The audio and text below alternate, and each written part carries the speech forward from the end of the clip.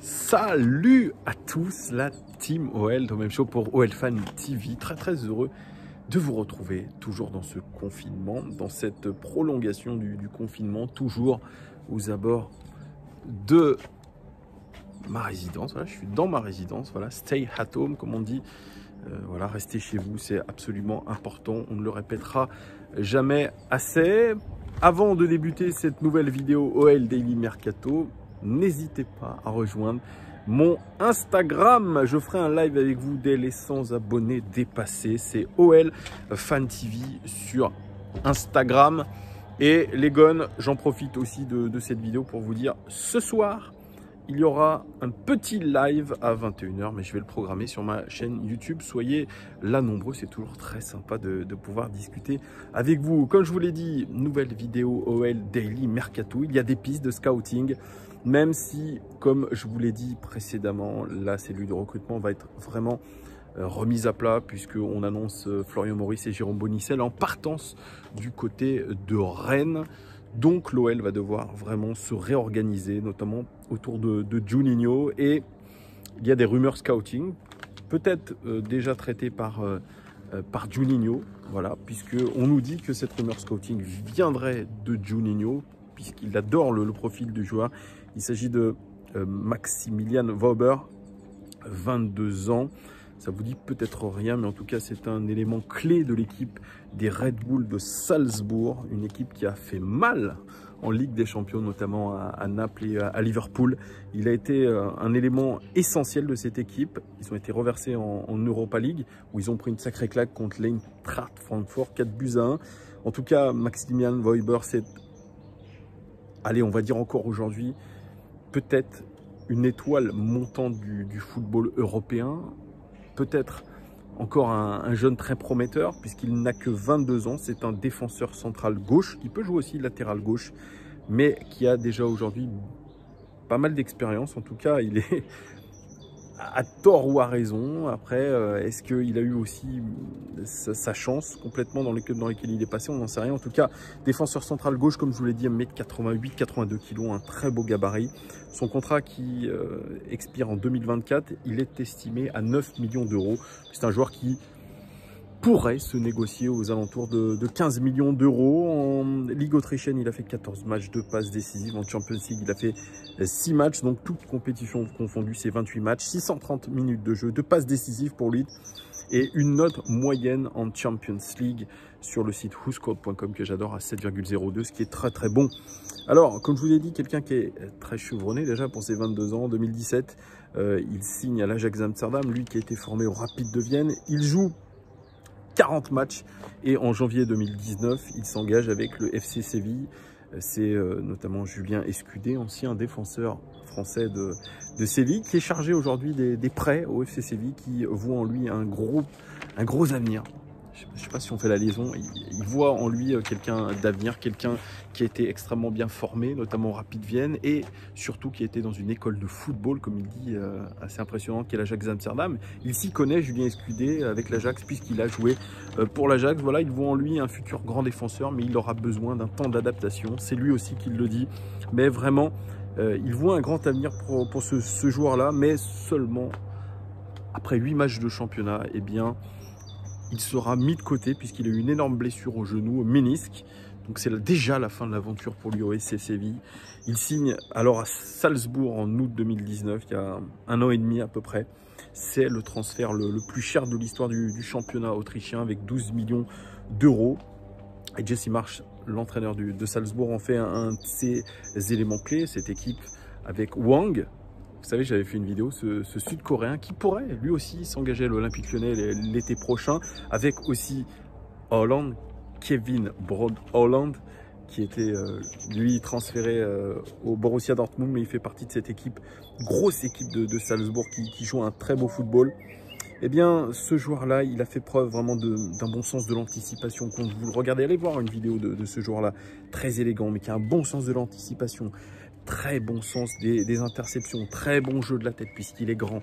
Il a un très bon jeu de passe. Par contre, il a un petit défaut, c'est qu'il a des défauts de concentration, un petit peu Maximilian Wöber. Mais à 22 ans, c'est aujourd'hui un joueur sur qui on peut s'appuyer Alors, s'il venait à signer à l'Olympique Lyonnais, ce serait tout simplement pour pallier le départ, le probable départ de Marcelo, puisqu'on en parle aussi. À 1 an de la fin de son contrat, Marcelo pourrait aller voir ailleurs, il pourrait être poussé vers la sortie, alors qu'un certain Joachim Andersen, lui, serait conservé, puisqu'on a mis énormément d'argent. Il a déçu Joachim Andersen, mais on n'est pas prêt aujourd'hui à le laisser filer. Il serait lui en concurrence avec Joachim Andersen, Maximilian Wöber. C'est un joueur jeune, mais un joueur qui en a encore sous la pédale. Et vous savez, on a parlé souvent, notamment Romain Molina, que je cite souvent, mais qui est très intéressant, youtubeur avec beaucoup d'infos. Il parlait à l'OL d'un conflit d'intérêts un petit peu avec Gérard Houllier, puisque Gérard Houllier est non seulement prestataire de l'Olympique Lyonnais, mais aussi salarié du groupe Red Bull, voilà, où il s'occupe de je ne sais quoi, mais en tout cas il est administrateur, je crois, de la marque Red Bull. Et pour la partie football, il a travaillé déjà au Red Bull à New York, et puis il a aussi ses entrées à Leipzig et à Salzbourg, qui sont aussi les deux autres équipes de la firme Red Bull. Et donc, ça faciliterait un petit peu les discussions et les transferts avec les différents clubs Red Bull. Voilà, je vous ai parlé de Wang, qui pourrait signer à l'Olympique Lyonnais cet été. Ça peut être la même chose aussi avec Wöber. Après, ce qui me dérange un peu avec ce Maximilian Wöber, c'est qu'il a déjà eu une grosse blessure. Alors, il est jeune, mais il ne s'en est pas vraiment remis. Peut-être qu'aussi l'impact de ces échecs au niveau des transferts peut lui faire du mal. Est-ce qu'il a besoin encore d'un petit peu rester dans son championnat local, puisqu'il est autrichien, il a signé dans le meilleur club autrichien. Peut-être qu'il faudrait qu'il se pose aussi. Moi, je ne le vois pas rallier comme ça un autre club. Il a peut-être retenu la leçon.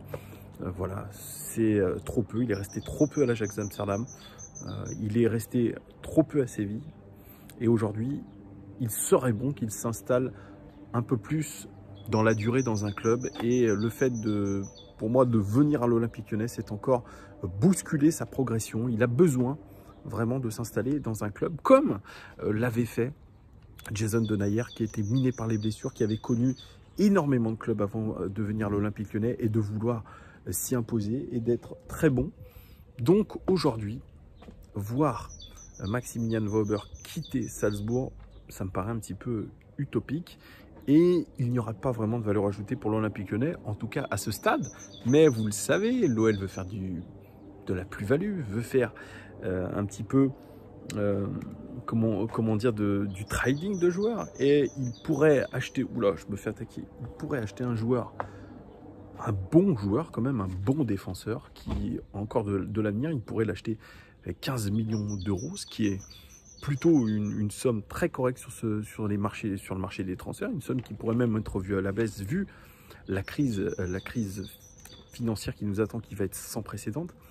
Donc voilà, ça pourrait être aussi un investissement, mais je le redis, je pense que ce joueur-là, moi, est plus dans l'optique de rester dans son club de Salzbourg, où Jesse Marsch lui a donné une vraie importance. C'est un titulaire indiscutable. C'est un joueur qui a pris aussi de l'expérience avec la participation à la Champions League.